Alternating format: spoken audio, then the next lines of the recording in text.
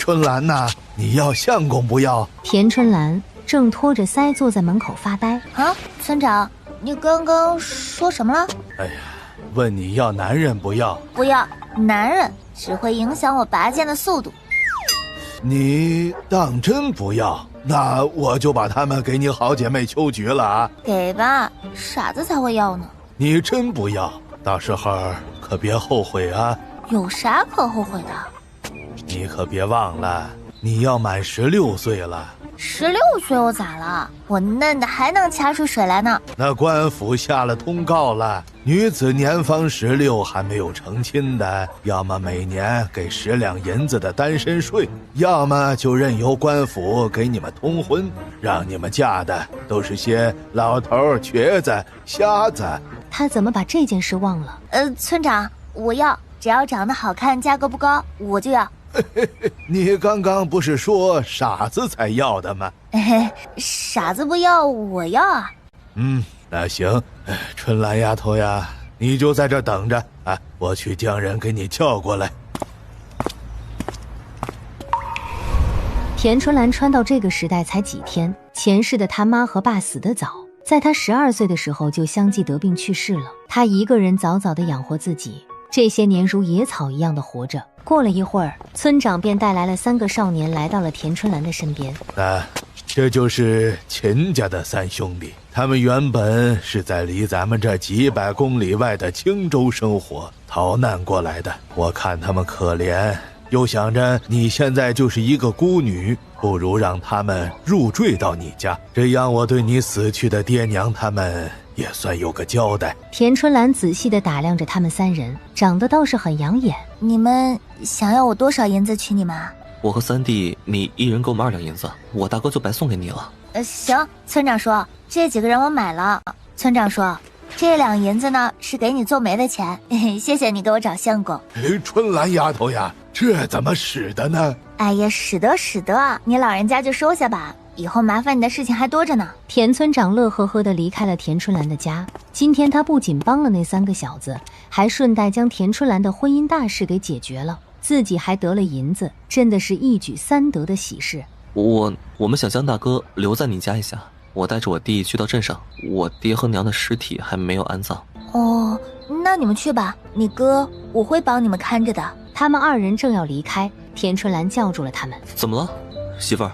你不是答应我们让我们去安葬我父母吗？我给你们烙几个饼子，你们带到路上吃。不多时，田春兰就去灶房里烙了几张白面饼子，分给了3人吃。媳妇太好吃了。媳妇，谢谢你。媳妇儿，你真好。你们叫我媳妇，我很不习惯，你们还是叫我春兰吧。我买了你们，单纯也是为了不交那单身税。你们放心啊，我买了你们就会对你们负责的，只要有我一口吃的，就有你们一口吃的，我会罩着你们的。你就是我们的媳妇，我爹娘教我们，人不能不信守诺言。我们答应将自己卖给你当赘婿，你就是我们的媳妇。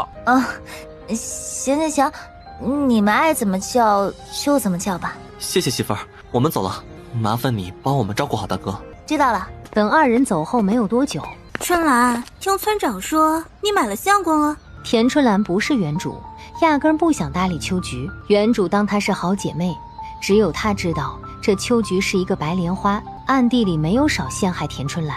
春兰，你这相公似乎是个摊子呢，还以为村长偏心，给你介绍的什么好人家呢？不会说话就别说，谁说我相公是摊子了？他只是暂时的腿摔伤了，不久之后就痊愈。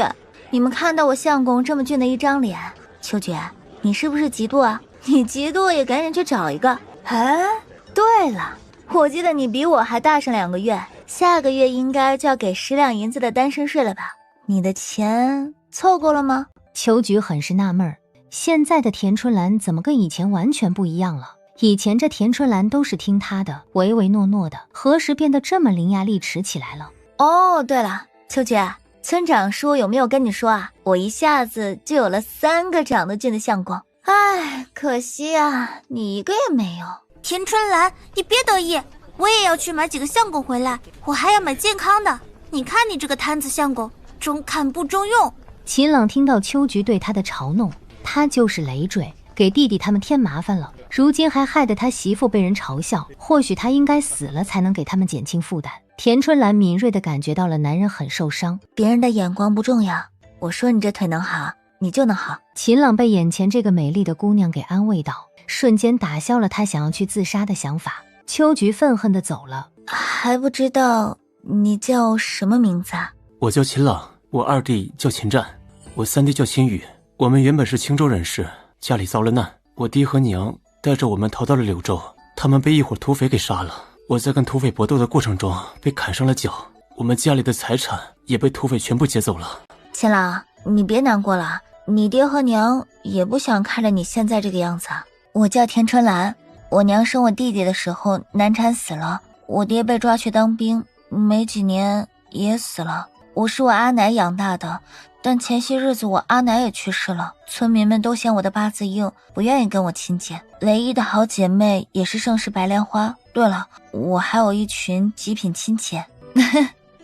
咱们俩是什么比惨大会吗？说起惨，咱们都挺惨的。秦朗也露出了笑容，原本他也是天之骄子的，如果没有突逢这些变故，他也是秦家的大少爷，而不是现在这个被人嘲笑的摊子残废。眼前这个姑娘的乐观的精神感染到了他，突然他感觉到了肚子里一阵不舒服。我想如厕，我抱你过去。田春兰轻轻松松就将眼前这男子抱到了茅厕里的尿桶上。谢谢。你上完以后就叫我。好。田春兰守着秦朗上厕所的时候，门外又来了不速之客。田春兰，你给我出来！外面的人是谁啊？刚刚跟你说的我家极品亲戚之一，我大伯。哦，咱们甭管他，你上完厕所就跟我说啊。好的。院外的人依旧将门拍得啪啪作响的。我好了。田春兰将秦朗打横抱了起来，放在了屋檐下方的一张躺椅上，开了院子的门。田春兰，我限你3天之内搬出这座宅子。田大牛，你怕是魔怔了吧？这宅子是我爹留给我的，你凭什么让我搬出去住啊？你这丫头没规没矩的，我可是你大伯，你个死丫头片子，以后总是要嫁人的。你大堂哥还等着这处宅子要娶新媳妇呢。我大堂哥娶媳妇儿应该是你们操心的事情吧？这处宅子是我爹留给我的，我就不可能给你。你总归是要嫁人的，你就忍心看着你大堂哥娶不到媳妇，忍心看到我们田家绝后，你好狠的心呐！大伯娘，你放心吧，我们田家不会绝后的。你看到我身后的帅哥没？这是我男人，嗨，我买来给咱们田家传宗接代的。你放心好了，咱们田家不会在我这儿就断了香火的。我的基因啊，可比我大堂哥好多了。他蠢笨如猪的，他的后代得到延续啊，那才是给祖宗蒙羞。田叔宝，就你这智商啊，还是别想着田家传宗接代的事情了，还想抢我的宅子，没门儿，连窗户都没有。你泼妇！那小子，你怕是没有听过田春兰的名声吧？他可是会克夫的，哼，不怕明天就克死你吗？哼，刚好我也想自杀，如果春兰能够将我克死了，还了了我一桩心愿。田春兰，你今天要是不把宅子给到我们就不走了。啊，对，我们要吃你家的，喝你家的，用你家的。他一手提着张翠兰，一手提着田大牛，就将两人扔了出去。哎呦，哎呀，我的腰！哎呀，我的尾椎骨啊！田春兰瞪了一眼田叔宝，是你自己出去，还是我把你扔出去？田叔宝吓得撒丫子就往外面跑。老虎不发威，你当我是病猫？田大牛，我跟你说啊，你再敢惦记我家的宅子和地，我见你一次打你一次。田春兰，你给我等着！三人灰溜溜地走了。我其实平日里不凶的，你们不要害怕我会揍你们啊，我的拳头只对着恶人。我知道。我去做点吃的，不知道你弟弟他们什么时候回来？他们估计还要一会儿吧，我都没能去安葬我爹娘，没能送他们最后一程。没事的，等你弟弟他们将你爹娘安葬好了，咱们有空的时候就去祭拜。谢谢你。谢我干啥？我又没做啥，我这就去做饭。今天你们可是来到我家里面吃的第一顿饭，我得好好的给你们露一手。田春兰说完，就麻利的在厨房里忙活起来了。闻到厨房里的肉味儿，秦朗忍不住地吞咽着口水。田春兰望眼欲穿，你弟弟他们会不会拿着我的银子跑路了，不要你这个大哥了？我二弟和三弟他们不是这样的人，他们想要扔下我早就扔下我了，也不会等到今天。媳妇儿，我们回来了。哎，你们快进屋吃饭吧，我还以为你们扔下你哥走了呢。我们任何情况下都不会扔下我哥不管的。你们是因为买粮食耽误了时间啊？二哥说怕你在家里没有粮食，你一个柔柔弱弱的女子去买粮食又不方便，我们去镇上买了粮食回来。媳妇，你给的银子二哥没有花完哦。银子我给到你们就是你们的，就你们3个人，我还是养得起的。我们是男人，怎么会要你一个女人养着？我明日就去镇上问问有没有需要抄书的。二哥，你之前咋不去抄书呢？为什么以前不抄书？以前他们秦家也算是大的世家，他怎么会因为几个铜板做这些事情？那行，你抄书养家也行，不过你们要等到我去给你们买几身衣衫，你们现在这样的，书斋的门都进不去。快来吃饭吧，今晚我烧的鸡就等你们回来了。媳妇，你做的饭比我家以前厨娘做的还好吃。田春兰看到自己的3个相公吃得这么的满足，心里也乐开了花。自己的男人啊，就要自己宠着，买回来就是我的人了。嘿嘿，想到不用交单身税，就觉得很开心啊。不过选谁跟我去办证呢？唉，头大。我明天要去官府里面办证，你们3个谁去跟我登记一下？还要登记？是啊，不然要交单身税呢。这几年连年征战的朝廷，为了提升出生人口，想尽了各种的招数。女子年方16不成亲，就要出很高的单身税，男子则不需要，因为好些男子早就战死沙场了，就像原主的爹一样。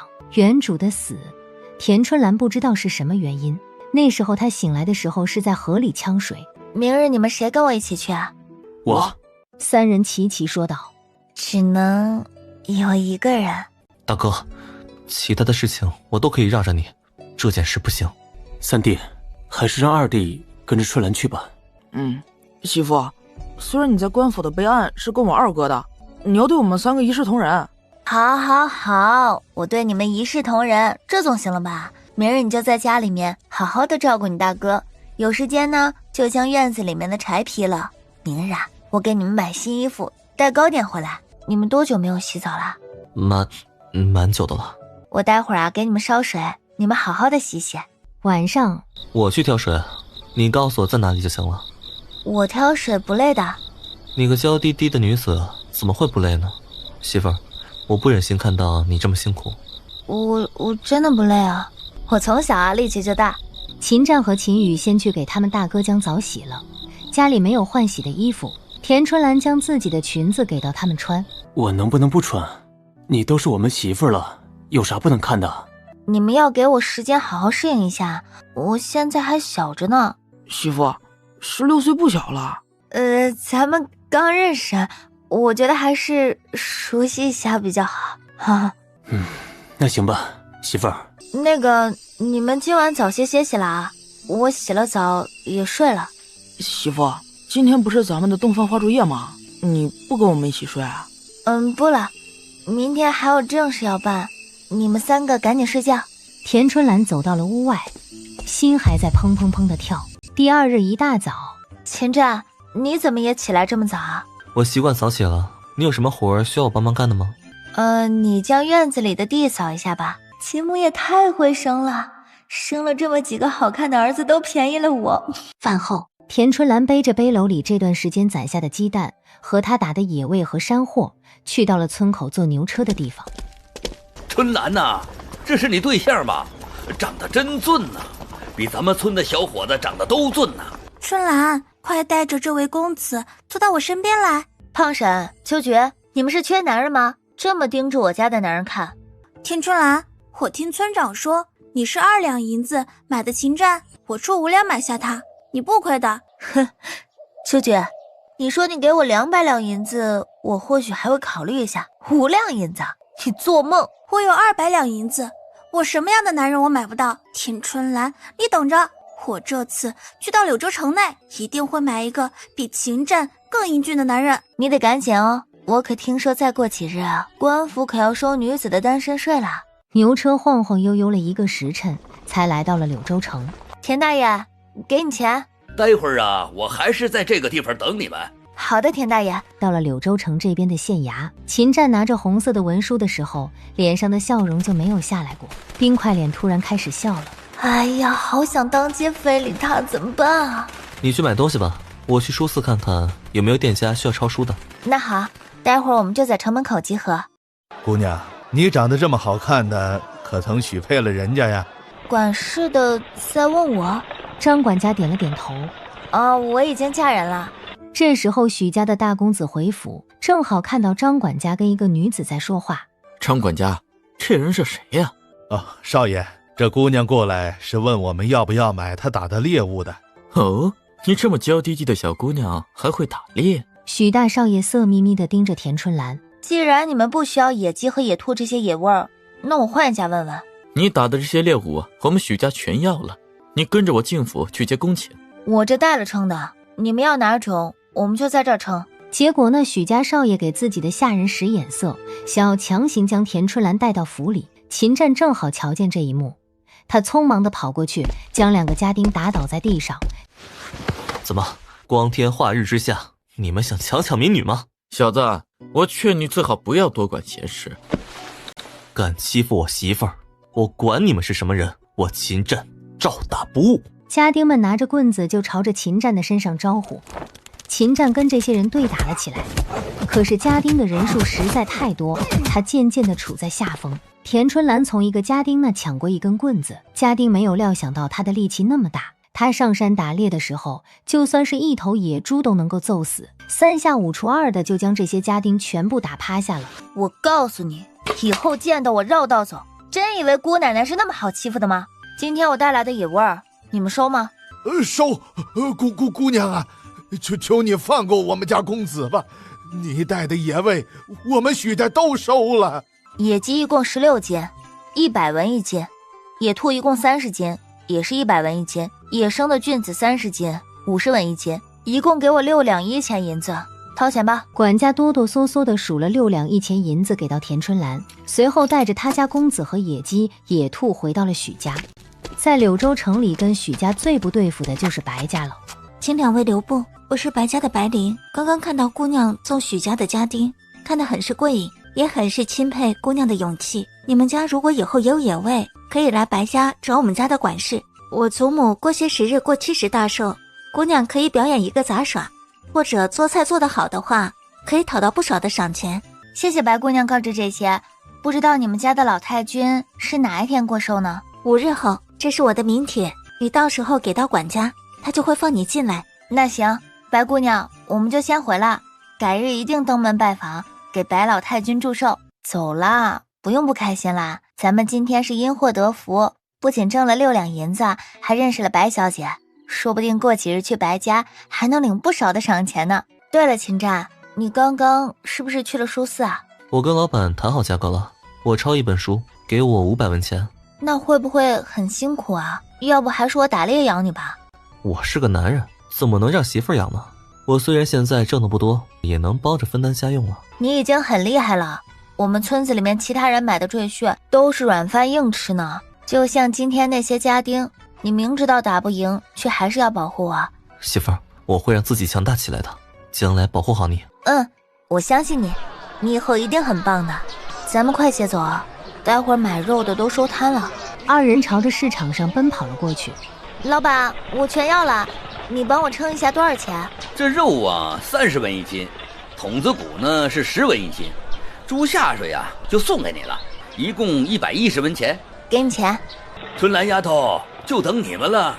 不好意思啊，田大爷，我们刚刚出了一点状况，就耽误了一点时间。没事儿，先上车吧。春兰，这就是你的不对了，让大家等你这么长时间了。你让婶子看看你背篓里买的什么东西。胖婶，你先把你背篓里的东西拿给大家伙瞧瞧呗。你看你这一身的肉，没少吃好的吧？胖婶也没有什么恶意，只是想看看你买了些什么。你火气这么重干什么？秋菊，你今天到柳州城里面买到相公了吗？我可听说了，最近买相公的人挺多的，你可得抓紧啊！下个月的官府可要征税了，你有那个闲工夫帮别人说话，不如多花点时间四处打听一下，谁家有男人要卖的。田春兰，你别以为你买了3个相公多了不起，你得抓紧时间啊！这么短的时间内，让他去哪里买一个比秦战他们更好看的小伙子，他是真的克服。已经接连克死了3个未婚夫了。秦羽听到屋外的动静，媳妇，真是你们回来了。媳妇，你交代给我的任务我都完成了的，我可没有偷懒，水缸里的水我也去挑满了。表现得不错，待会儿我给你们做好吃的，我还给你们买了衣服和鞋子，你和秦朗试一下，看看合不合适啊。田春兰回到家里就忙活了起来。媳妇，怎么样？我穿这身好不好看？哎，媳妇，你怎么流鼻血了？大哥二哥不好了，媳妇流鼻血了。怎么了？我看看。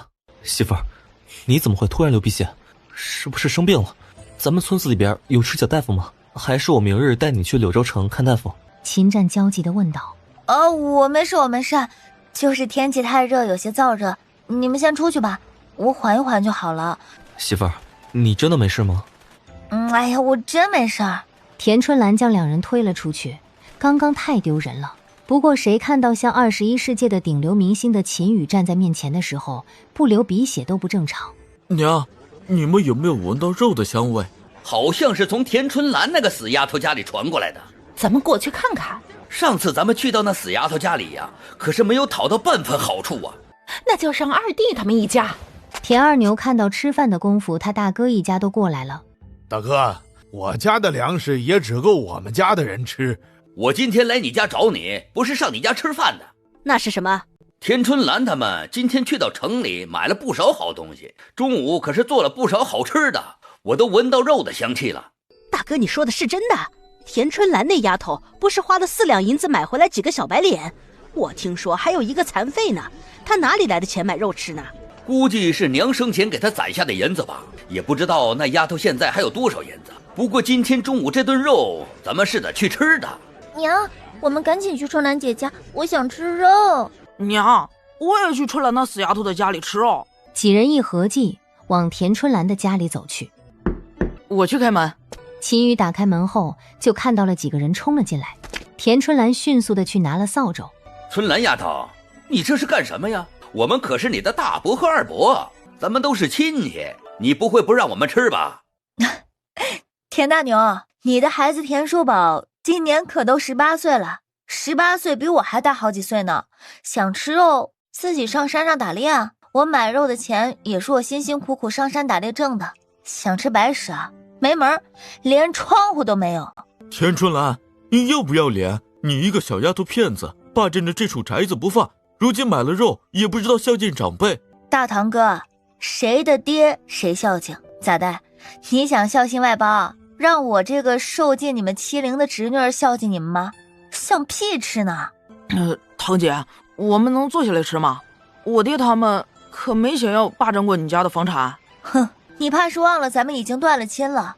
自从我阿奶死后，你们也从来没有当过我是你们堂姐，哪次见到我不是叫我丧门星啊？怎么有肉吃就叫我堂姐了？我不管，我就要吃肉。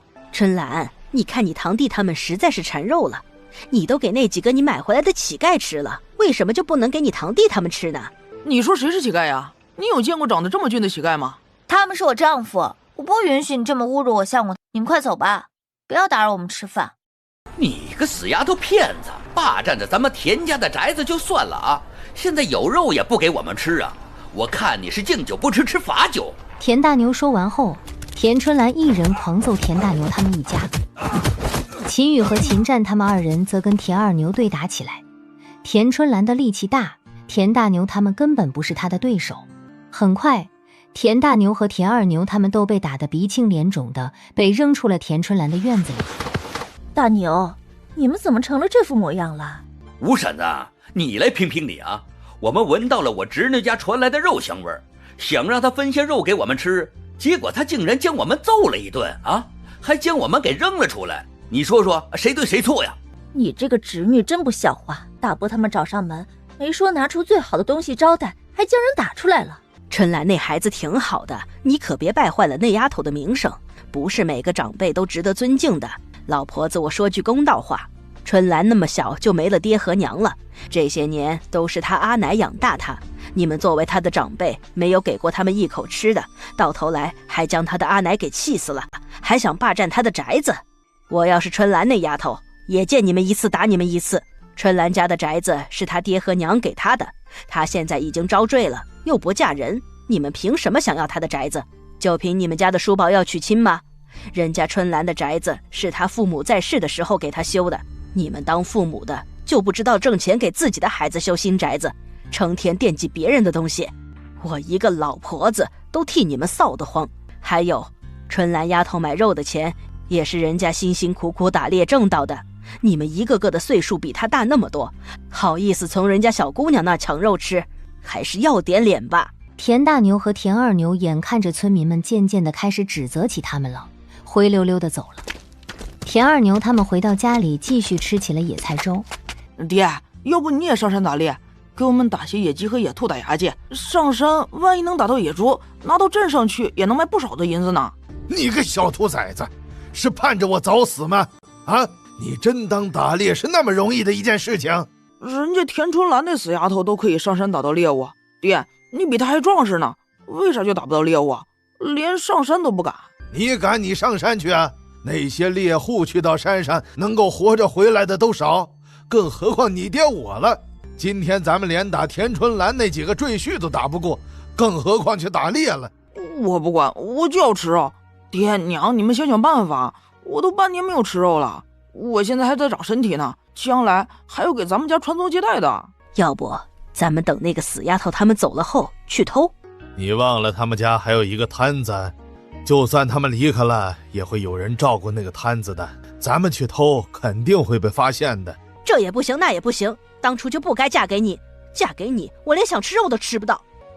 你觉得我没出息，那你就找个有出息的男人呗。你要是找到了，我随时给你一封休书。田二牛的家里鸡飞狗跳的，田大牛家也好不到哪里去。田春兰那丫头啊，跟以前完全是两个性子。以前呢，她啥都听咱们的，她阿奶被气死后，她也不敢吭声。谁知道这丫头现在长大了，招了赘婿后啊，就变成这样了。你说咱们现在怎么办？打也打不赢，骂也骂不赢，这几次去到他们家都没有讨到好。你让我再琢磨琢磨，那死丫头的宅子我们一定要回来。田春兰倒是不知道，他大伯和二伯一家闹翻了天了，就算是知道也会暗骂一声活该。这些糕点和水果是给你们买的，你们想吃的时候就自己拿来吃。待会儿你们几个午睡一下吧，下午你们几个人还要跟着我去地里面掰玉米。秦战他的精神还挺好的，趁着大家都休息的时候，他抄起了书来。他写得极为的认真，曾经他们秦家也算是世家大族，要不是因为遭了难，他们也不会沦落成这样。田春兰睡了午觉醒来，你怎么中午不睡觉啊？我不困，多抄会儿书，也免得你那么累。那待会儿你就在家里抄书，我和秦宇去掰玉米。我跟着你们一起去，抄书抄久了还是要活动一下筋骨。他们不放心大哥一个人在家，跟着他们去到玉米地，想上厕所叫他们就行了。秦朗腿上的伤他看过了，一时半会儿好不了，喝空间灵泉水只能好转。田叔宝去河边钓鱼的时候，就看到了田春兰他们都在外面掰玉米。张翠花看到儿子去而复返，问道：哎，你不是说你要去钓鱼的吗？怎么突然就回来了？我刚刚去钓鱼的路上，看到田春兰他们几人都在玉米地里掰玉米，他们家里现在没有人呀。你说咱们要不要去到他们家，瞧瞧还有没有肉？最好是找到田契和地契，还有银两。还是你聪明，你等着，我这就将你爹叫醒。打着鼾的田大牛被媳妇用力的拍醒了。你个臭娘们儿，打扰老子睡觉啊！你反了天了你啊！当家的，我是有重要的事情才将你叫醒的。田春兰他们现在家里没人，你说咱们要不要去到他们家去找肉和银子，还有田契和地契啊？你说的可是真的？千真万确，那个摊子都在那儿，想来他们一时半会儿肯定回不去的。那咱们现在就去呗。来到了田春兰的家里，田大牛他们将院门的锁给撬开后，又将堂屋的锁给撬开了，翻找了半天，也没有找到田春兰家里的粮食和肉，也没有看到房契和地契。你们说这死丫头将东西藏哪儿去了？咱们再找仔细点吧，今天一定要将东西找到。将田春兰的家里翻找了个底朝天，还是没能找到他们要的东西。田春兰他们几人回来的时候，就发现院门的锁被撬开了。咱们家进贼了！田春兰扯着嗓子叫道：“不好了，咱们家进贼了，快来人啊！”贼人在哪里啊？家里。东子说，我们回来的时候发现家里的锁被撬了，不敢进去。田春兰故作柔弱地说道，还掐了自己的大腿一把，哭得那叫一个梨花带雨的。村民们进到了田春兰的家里，不一会儿就将田大牛他们给抓了起来。大伯，你来我家里干什么？我们是过来看看你，谁知道你竟然会将咱们村子里的人叫来呀，还打扰了大家睡午觉，这都是一场误会。误会？大伯，你手里拿着的东西是我家的，还有大伯娘和大堂哥，你们抱着我家的被子干什么？咋的呀？你们想趁着我们家里面都没有人的时候来偷盗？你们都是当人家长辈的人了啊，还去人家小辈家里偷东西？大家伙要来给我们做主，我大伯他们肯定是想来我家偷我家的房契的。大伯他们说我大堂哥要说亲了，让我将家里的宅子给到我大堂哥，可是这宅子是我爹给我的，我不可能给到大堂哥的。他们这才想出来我家偷盗，大家帮我看着他们，我去看看我家里有没有少东西。田春兰假装进到家里查看了一番，随即哭着出来。大伯，你们将我藏起来的2两银子都偷了，这是这段银子我们一家的生活费，没有这银子，我们该怎么活下去啊？没想到这田大牛真不是东西，不仅想要侄女的宅子，还想要侄女的钱，呸，真是不要脸。田叔宝也不是什么好东西，今年都18岁了，天天游手好闲的，现在还偷盗，谁敢把闺女嫁给这样的人？田春兰也是可怜，父母死得早，她奶奶也死了，就只剩下这座宅子和2两银子了，还要被人吃绝户。大伯，你拿的银子快还给我吧，我还指着这银子给我相公抓药呢。我没有拿你家银子，你家啥也没有，你不要乱说啊！村里的叔叔伯伯婶子们给我做主啊！我家大伯他们偷了我家的银子还不承认。村长此时开口说话了：田大牛，你们青天白日的闯进春兰的家里，还将她家里的锁都撬开了，你快将春兰丫头的2两银子给到她，这件事就这么算了，否则我们就将你们一家逐出村子里去了。田大牛听到村长的话后，脸色大变。我给他2两银子。你们可以走了，下次再被大家逮着你们偷盗别人家的东西，我非得将你们给逐出村子里去。谢谢各位叔叔婶婶的帮忙。春兰，没事的，咱们都是一个村子里的人，以后你遇到了事情就给我们说。春兰呐，你们家秋收在家里还是要留一个人，实在不行养2条狗给你们看门也行啊。好的，谢谢婶子们的建议了。田春兰将村里的人送出了门外。媳妇儿，都怪我没有保护好你，让你被大伯他们欺负了。没有人能够欺负得了我，我今天还讹了他们2两银子呢，我大伯他们估计得呕死。偷鸡不成蚀把米，咱们今晚再加2个菜来吃。我大伯他们今天趁着咱们家里面没有人来偷东西，咱们家里面还是不能没有人的，你们就在家里面剥玉米，我和秦战去将这几亩地的玉米收了就行了。好的，媳妇儿，你们去吧，晚上我做饭。晚上的饭还是我做，你没有习惯做饭菜，你和秦朗在家将咱们收了的玉米剥了就可以了。田春兰和秦战来到了玉米地，等玉米装满了2个箩筐后，田春兰就想挑回去。这活还是我来干吧，你就掰玉米。田春兰等秦战走后，继续的掰玉米。等他再次的抬起头来的时候，看到了他大伯一家人。田春兰，快将今天我给你的2两银子还给我，这是我的钱。村长都说是我的钱了，怎么，田大牛，你是不是想被村长给赶出村子里面去啊？田春兰，你知道那钱是我的，你怎么能够干出这样的事情呢？啊，我可是你的大伯呀！以后外人欺负你，我可不管啊！田大牛，你们不来欺负我，这个村子里面就没有人会欺负我。死丫头，你别敬酒不吃吃罚酒，这可是玉米地，没人能够帮你。你今天要不将银子给我，我就将你卖到窑子里去，让千人睡，万人骑。秦战回来，你们干什么？小子，你长得也不错，把你卖去当男官也挺好。秦战会写武艺的，很快就打得田大牛他们满地找牙。你有没有事情？有没有哪里受伤了？他们要伤我啊，还没有那么容易。我们家这些极品亲戚太多了，让你们跟着我受苦了。以前我们没来这儿的时候，他们是不是经常欺负你？田春兰点了点头。不过那时候田大牛和田二牛欺负的是原主，原主那时候还没有像他一样有灵泉空间，喝了灵泉水后力气变大了。春兰，你放心，以后我不会让任何的人欺负你，我会挣钱养你。那个都是以前了，他们现在可欺负不了我。不过秦战被你护着的感觉真好。我是你男人，肯定要护着你了。回到了家里，帅哥剥玉米真是赏心悦目啊！不知道他们跳舞是什么感觉？媳妇，我们这脸上有什么吗？你怎么这么看着我们？没有，我就是觉得你们长得好看，比村子里的人都好看。田春兰说完后，红着脸去到灶间做饭去了。媳妇儿这么说，是喜欢我们的意思吗？我们什么时候才能跟媳妇儿一起圆房呢？他们原本以为媳妇不喜欢他们呢，现在看来媳妇还是挺喜欢他们的。秦宇和秦朗更加的卖力地剥起了玉米，秦战则是奋笔疾书，三人都觉得干劲十足的。田春兰晚上的时候炖的鸡肉冬瓜汤，你们三人啊，快将手中的活放下，吃饭了。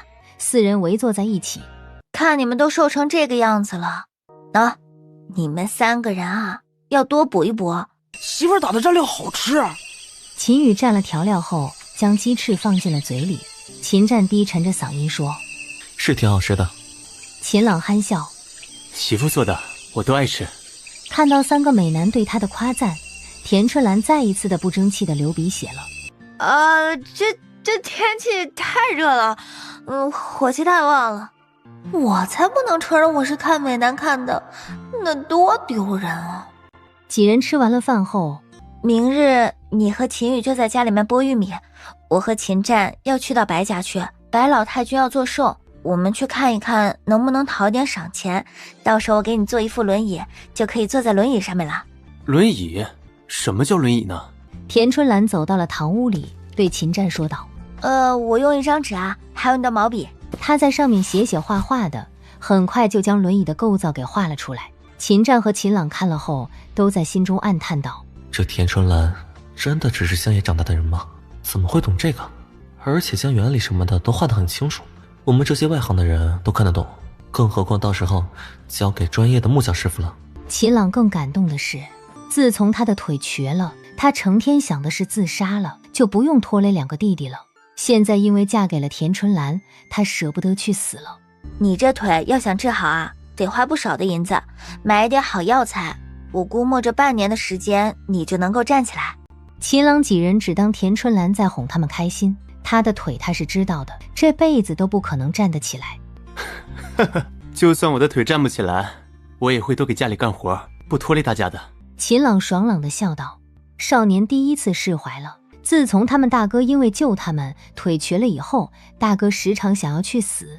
他们刚刚似乎看到以前爽朗的大哥又回来了。我说能治好就一定能治好，你们咋就不相信呢？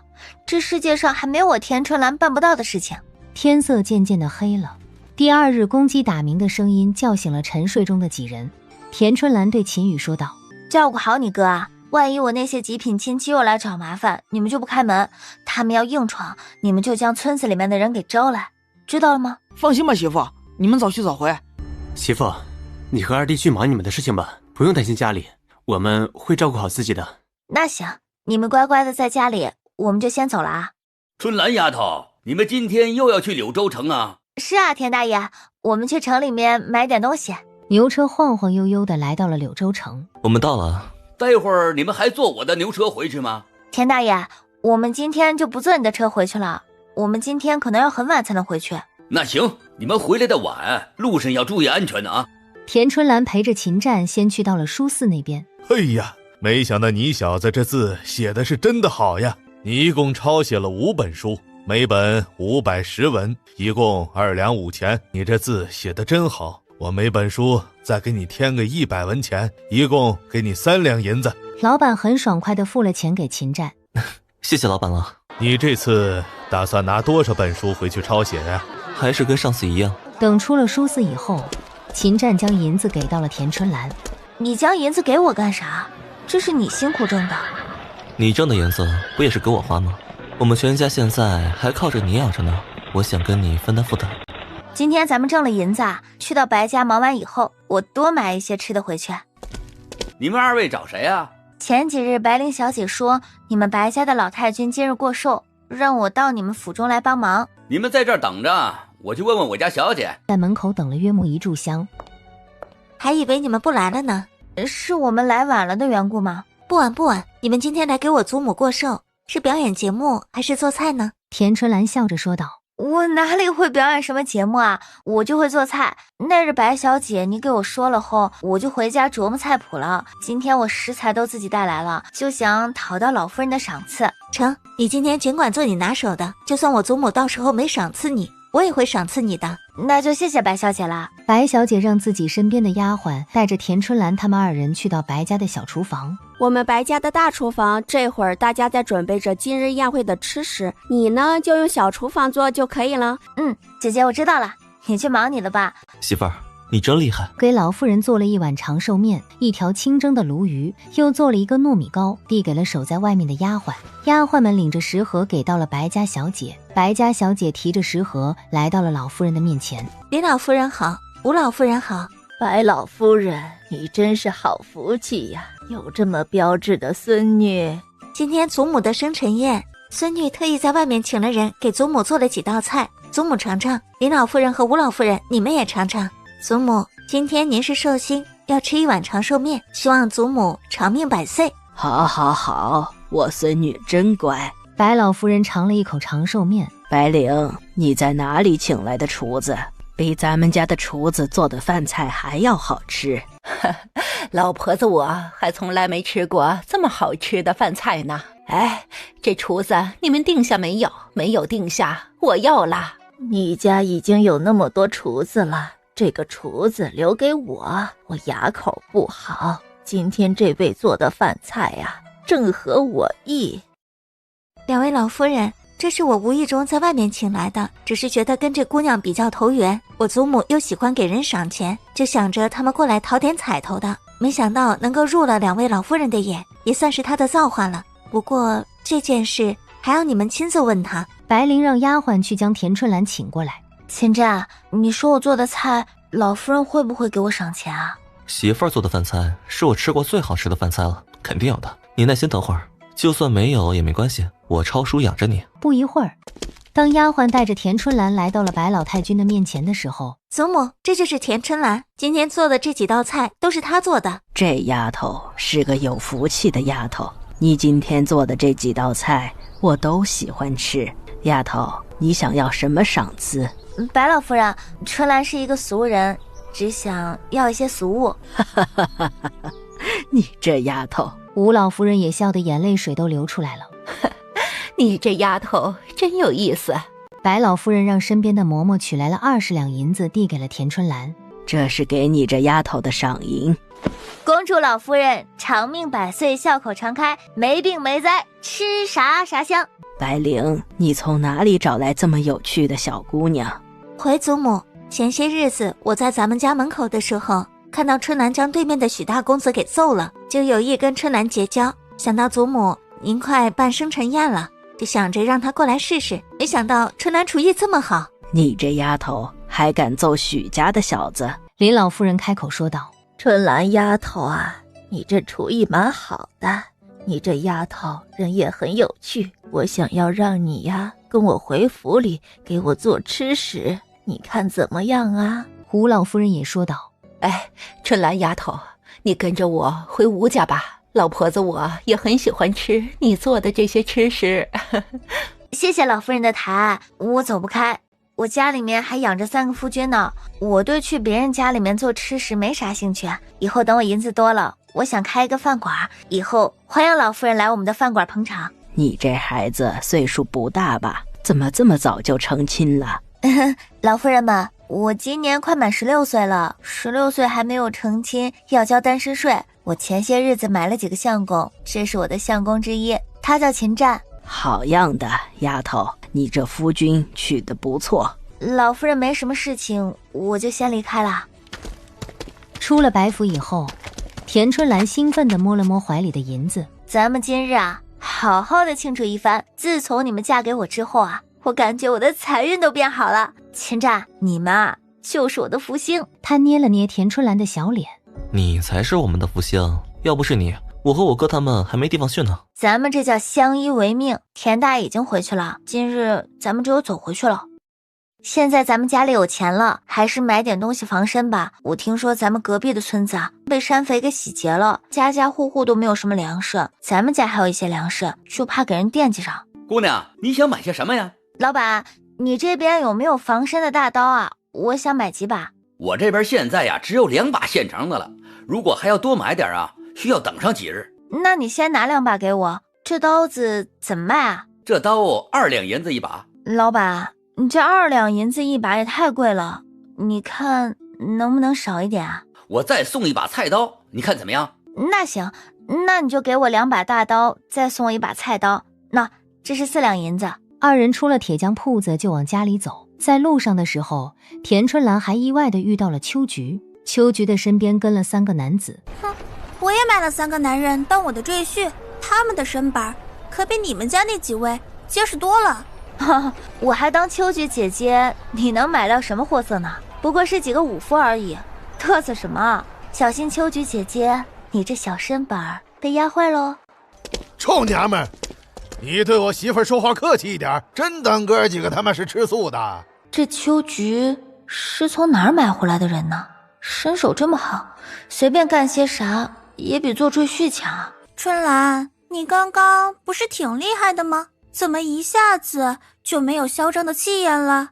我劝你以后跟我说话的时候客气点，我这几个男人都见不得我吃亏的。他们3人离开后，你没有觉得那3个人很是奇怪啊？我看那3人不像是会给人当赘婿的。最近这些时日，咱们注意点。咱们也走吧，我带你走小路。我才不想看到秋菊了，看到他那3个男人啊，我要膈应好久呢。长得5大3粗的，还真当我是怕他们。我不过是不想暴露咱们的实力而已。嘿嘿，我聪明吧？秦战揉了揉他的脑袋。在没有知道对方虚实的情况下，咱们低调点总没有毛病。我觉得那3人很是怪异，咱们回去跟大哥他们商量一下，我怕他们会对咱们家不利。